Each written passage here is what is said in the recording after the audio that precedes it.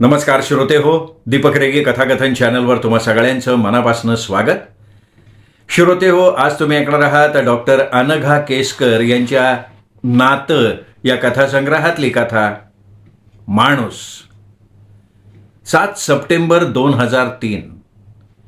सकाळी उठल्या उठल्या टेबलावरच्या घड्याळातल्या दिनदर्शिकेत मी पाहिलं. बरोबर 2 वर्ष झाली शिकागोला आलेला. मनात आलं आणि मला जॉनची आठवण झाली. सप्टेंबरचा 3रा वीकेंड हा लॉंग वीकेंड आहे असं काल श्रीनिवासन ऑफिसमध्ये म्हणाला होता, तेही उगाचच आठवलं. त्या वीकेंडला जॉन आणि रिचर्ड दोघांनाही शिकागोला येण्याचं आमंत्रण द्यावं असं कालच माझ्या मनात येऊन गेलं होतं. त्या कल्पनेने मला खूप बरं वाटलं होतं. आज त्याच्याच मागे लागायचं असा मी मनाशी बेतच केला. चटकन अंथरुणातून उठलो, तोंड धुतलं आणि जुन्या ॲड्रेस बुकच्या शोधाशोधीला लागलो. आमच्या त्या जुन्या कंपूपैकी एकाचा जरी फोन नंबर किंवा पत्ता मिळाला असताना तरी त्या दोघांना सहज गाठता येईल. ॲड्रेस बुक बहुतेक मी फारच जपून कुठेतरी ठेवलेलं असावं, कारण ते वेळेवर सापडेना. मग गेल्या वर्षी आलेलं रिचर्डचं ख्रिसमस कार्ड मिळतंय का ते पाहायला लागलो. जॉन आणि रिचर्ड हे आज वेगळ्या दुनियेतले वाटतायत. एकेकाळी आपली सगळी देशी दोस्त मंडळी सोडून मी त्यांच्या कंपूत रमलो होतो. वाचनाचा आणि बुद्धिबळ खेळण्याचा नाद सोडला तर त्यांच्यापैकी कोणाच्यात आणि माझ्यात कुठलंही साधर्म्य नव्हतं. बार्न्स अँड नोबल या भव्य पुस्तकालयातल्या कॅफेमध्ये आमचा बुद्धिबळाचा डाव पाडायचा. माझ्यापेक्षा प्रत्येकजण वयाने मोठा होता. परधर्मीय, परभाषिक आणि परदेशस्थ असलेल्या त्या वयस्क मंडळीत आणि माझ्यामध्ये तरीही एक मैत्रीचा धागा निर्माण झाला होता. जॉनकडे बहुतेक सगळेजण दुर्लक्ष करत असत. त्याच्या खेळाचा दर्जा बेतासबात होता. एवढं एकच कारण नव्हतं त्याला. तो जरा झंगडच होता. जरा का भरपूर विक्षिप्त होता. एकदा काय विषयावर बोलायला लागला की सरकल्यासारखा तासनतास तो त्याच विषयावर बोलत राहायचा. त्याला गप्प करणं मग अशक्य व्हायचं. म्हणून तो दुरून दिसला की लोक त्याच्या नजरेआड जाण्याचा प्रयत्न करत असत. पण तो सगळ्यांना पुरून उरायचा. त्याला जेव्हा जे काही आणि ज्या कोणाशी बोलायचं असेल ते बोलल्याशिवाय तो राहायचा नाही. त्यावेळी मी न्यूयॉर्क जवळच्या छोट्याशा गावात बऱ्यापैकी रुळलो होतो.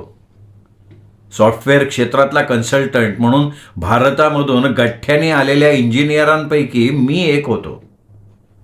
IBM मध्ये एका प्रोजेक्टवर काम करत होतो. संध्याकाळी कामावरनं परतलं की विरंगुळा म्हणून करायला काहीच नसे. स्वतःच्या पोटापाण्याची सोय करणं आणि TV बघणं यामध्ये मन रमायचं नाही.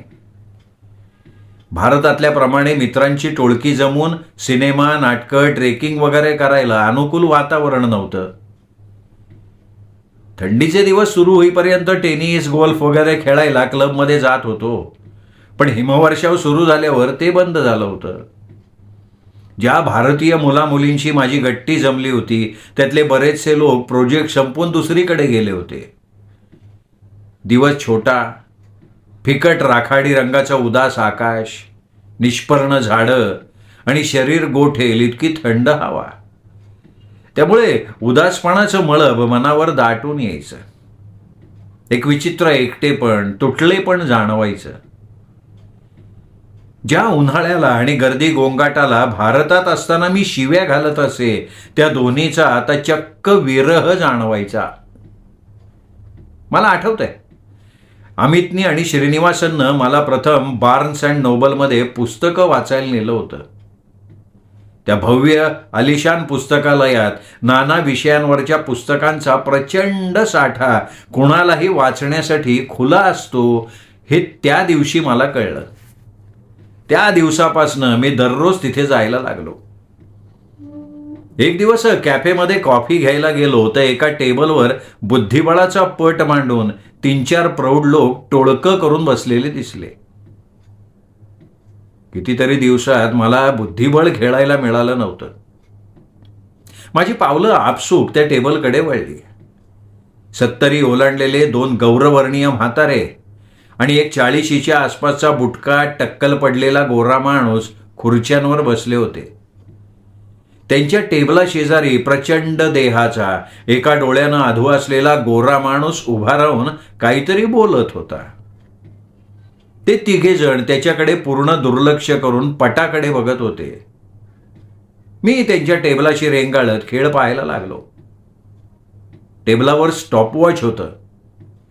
मनापासून लक्षपूर्वक आणि पुरत्या गांभीर्यानं ते म्हातारे खेळत असले तरी त्यांच्या खेळाचा दर्जा हौशी खेळाडून इतका होता. माझे हात शिवशिवायला लागले.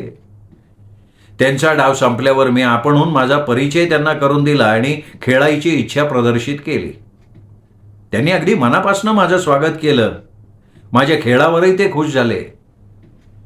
ज्या कंपूतल्या माणसांचं सरासरी वय माझ्या दुपटीहून जास्त होतं अशा त्या लोकात मी लवकरच मिसळून गेलो. आठवड्यातून 3-4 दिवस रात्री 11 पर्यंत आमचा खेळ चालायचा. काही वेळा 2-3 टेबलांवर एकाच वेळी खेळ चालायचा. रात्री 11 वाजता दुकान बंद व्हायची सूचना ऐकली की नाईलाजानं आम्ही उठत असो. वैयक्तिक गप्पा टप्पांना फारसा वेळ नसे, पण तरीही संभाषणांच्या तुकड्या तुकड्यातून त्यांची थोडीफार माहिती मला मिळत होती. रिचर्डचा स्वतःचा जुनी नाणी जमवण्याचा आणि विकण्याचा व्यवसाय होता. जॉन फारसा शिकलेला नव्हता. कुठल्या तरी फुटकळ सामान्य नोकऱ्या तो अधूनमधून करत असे. म्हाताऱ्या जॉर्जचं सगळं आयुष्य रिअल इस्टेटच्या व्यवसायात गेलं होतं म्हणे. तो चांगला गब्बर आहे असंही कधीतरी कुणीतरी म्हटलं होतं, पण त्याच्या वेशावरून, वागण्यावरून तशी अजिबात शंकाही येत नव्हती. जॉन आणि रिचर्ड दोघेही कनिष्ठ मध्यमवर्गीय गटात मोडत असल्यानं त्यांनी गब्बरपणाचं प्रशस्तीपत्रक दिलेला माणूस नक्की किती धनवान असेल याची मला काही खात्री नव्हती आणि त्याची शहानिशा करून घेण्या इतका मला रसही नव्हता. शिक्षण, व्यावसायिक पात्रता आणि अनुभव या बाबतीत आम्ही कोणीच एकमेकांच्या जवळपास नव्हतो, पण त्यामुळे आमचं कुठे काही कधी अडलं नाही. जॉनच्या अफाट बुद्धीची चुणूक एक दिवस मला अचानक पाहायला मिळाली. एका गुबगुबीत सोफ्यावर बसून मी ग्रेशियमचं नवीन पुस्तक वाचत होतो. एक गलिलठ्ठ पुस्तक घेऊन तो माझ्या टेबलाशी आला.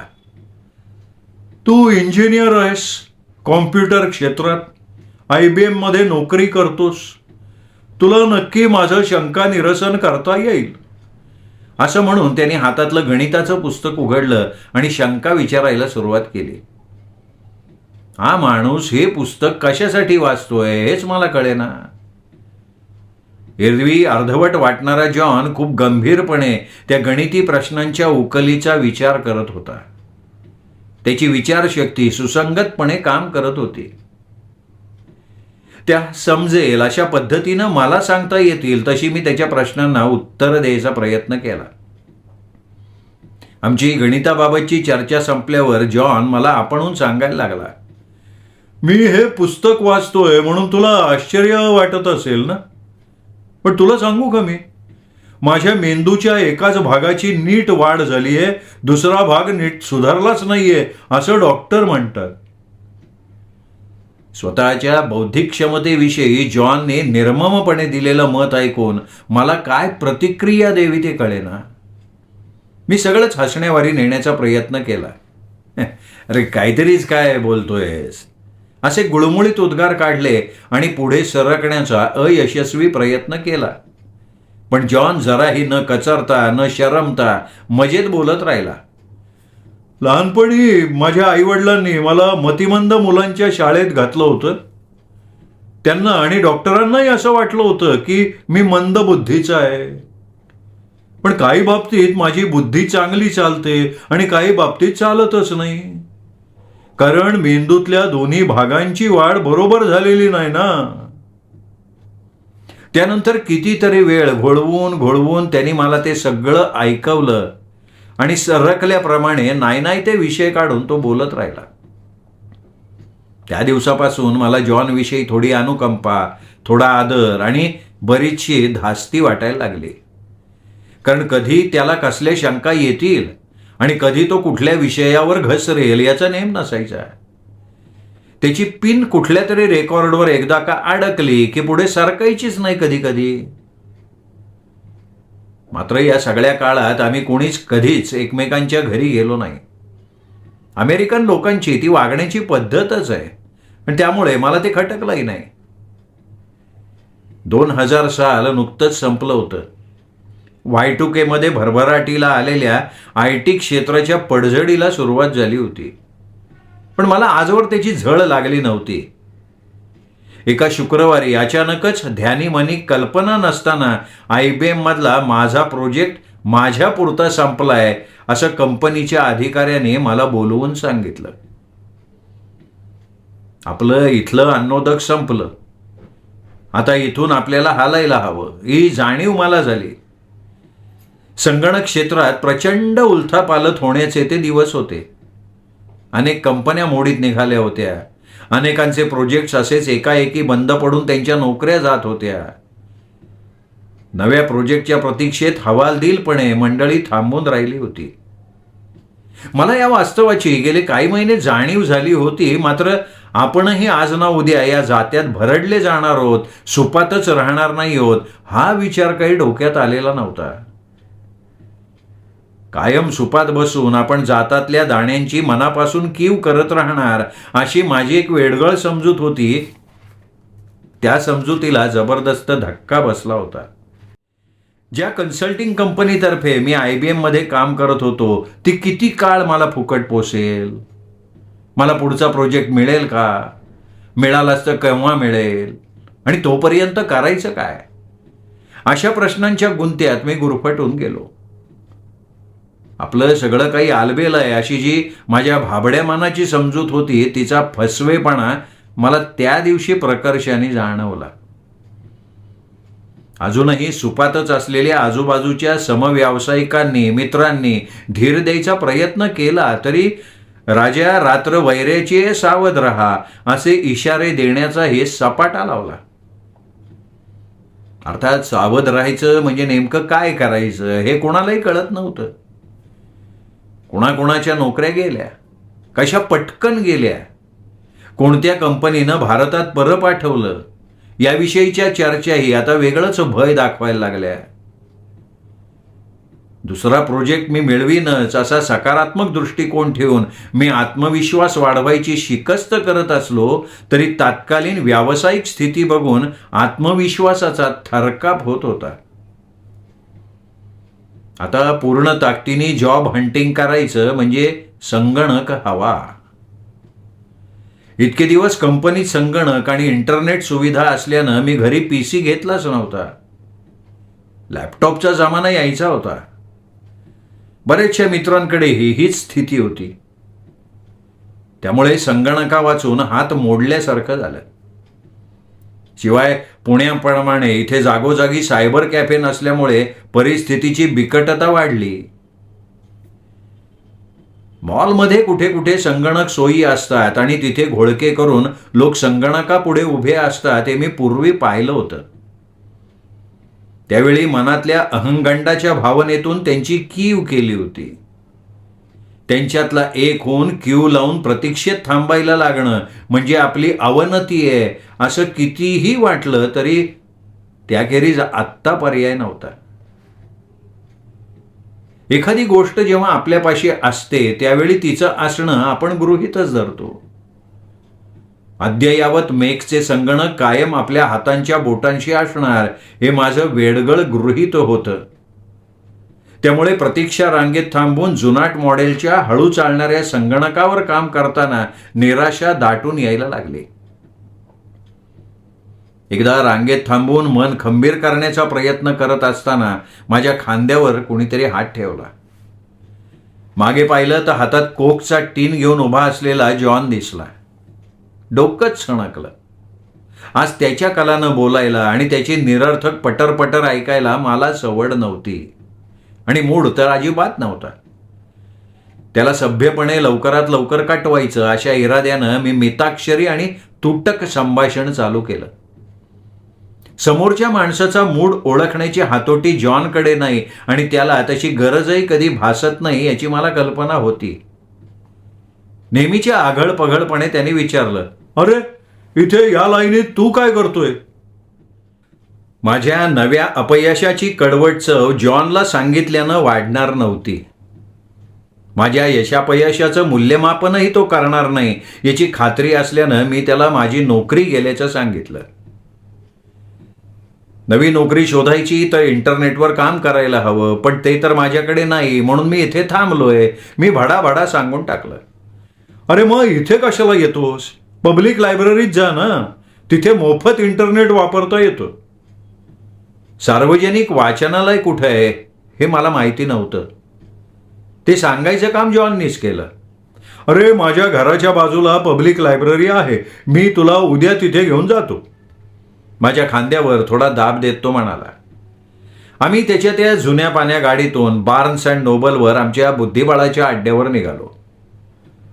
तुझी नोकरी गेली हे फार वाईट झालं बाबा. IBM मध्ये नोकरी करायची म्हणजे गंमत नाही. सर्वांना नाही तिथे शिरकाव करता येत हे मला माहिती आहे. पण तुला नक्की दुसरी नोकरी मिळेल. अरे सध्या मी सुद्धा बेकारच आहे. जॉननी माहिती पुरवली. नोकरी मिळणं, ती जाणं, पुन्हा मिळणं यात त्याच्यापुरतं त्याच्या दृष्टीनं काळजी करण्यासारखं काही नव्हतं. कारण कोणतं आणि किती पगाराचं काम करायचं याबद्दल माझ्याप्रमाणे त्याच्या अटीच नव्हत्या. तरी तो माझ्यासाठी खूप हळहळला. आमच्या अड्ड्यावर आम्हाला रिचर्ड भेटला. माझी नोकरी गेली आहे मग त्यालाही कळलं. हे बघ तुझा रिझ्युमे माझ्याकडे देऊन ठेव. माझी बायको इथल्या कॉलेजात काम करते.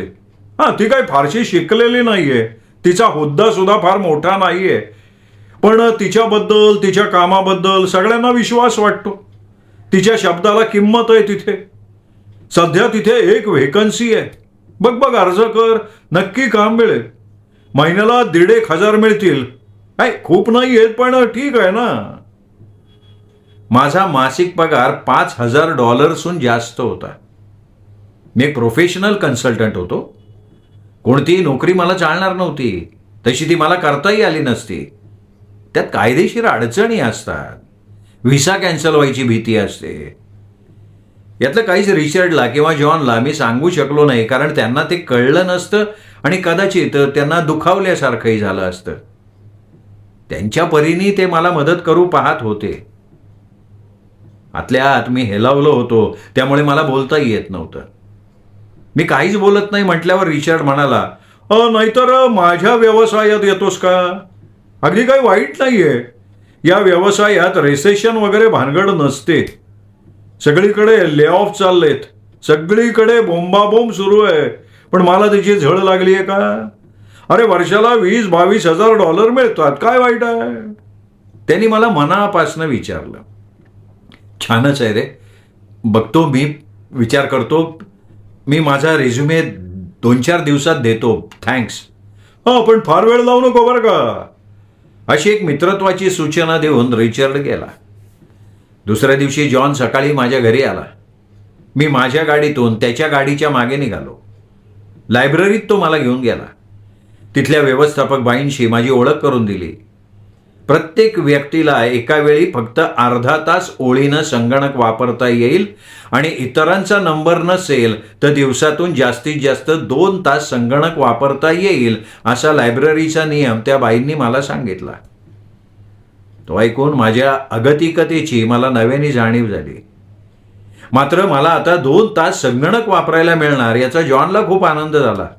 बघ झालं की नाही तुझं काम, आता पाठव, कुठे कुठे अर्ज पाठवायचे असतील ते कर सुरू.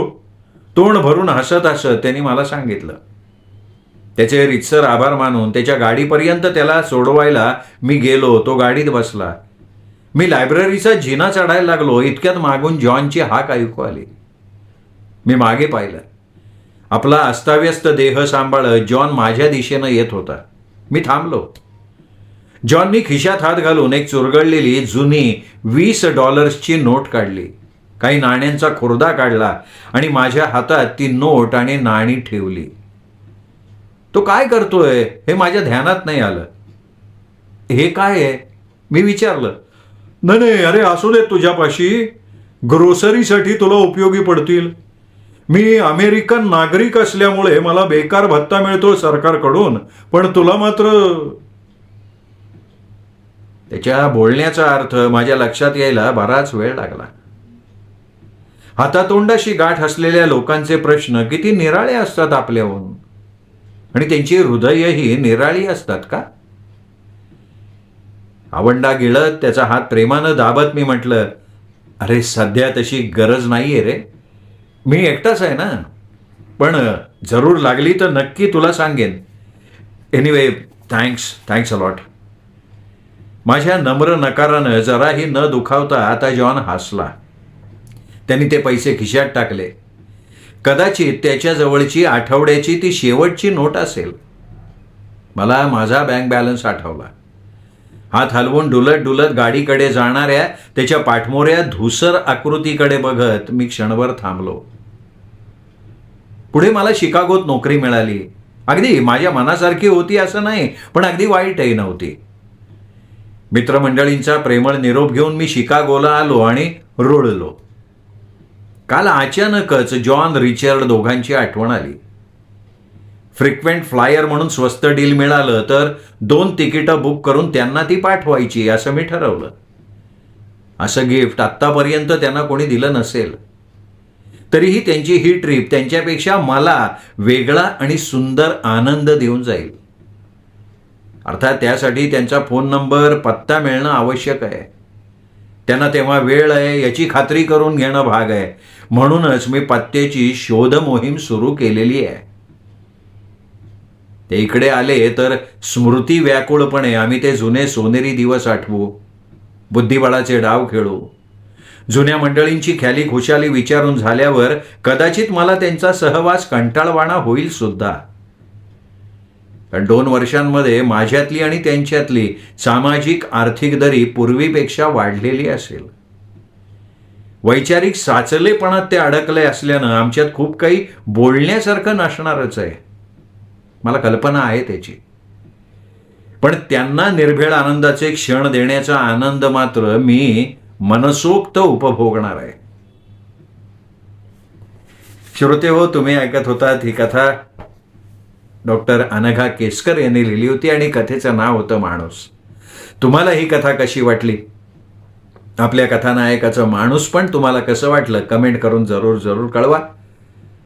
कथेचा व्हिडिओ लाईक करा, हाईप करा आणि आपल्या कथाप्रेमी मित्रपरिवारात, नातेवाईकात शेअरही करा. भेटत राहा दीपक रेगे कथाकथन चॅनलवर उत्तम कथा कादंबरी ऐकत राहण्यासाठी. नमस्कार.